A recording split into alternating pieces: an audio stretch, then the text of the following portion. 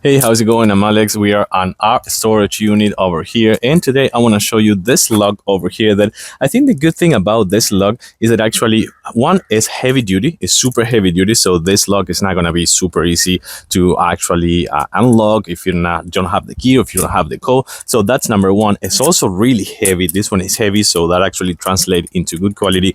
And the best thing about this one, we're in the storage unit. So the best thing about this one is that you don't need the key. So you're going to have a code, a customized code that you can put on your own, and just setting up is so easy. The thing that you're going to do is right here, you can see this. So you're going to use a screwdriver. You're going to put it in position V. So you're going to kind of like twist it non-clockwise, actually counterclockwise. You're going to twist it to that side with a screwdriver. You're going to set up your code. And once you have your code, let me actually put my code over here super fast and easy. And remember, you can put 4 digits. So it's going to be a code for 4 digits. So once you have your code, I'm actually putting it in on this other side. So I have my code over here. I'm going to just be sure not to show you. So you do this, unlock it, look it back again, and then you just like scramble the numbers and you're not going to be able to move this. So the good thing about this one is that it's super thick. I think it's one of the best ones, if not the best one that we try for storage units. So this one heavy, super easy to put together, of course, with the 4 digits,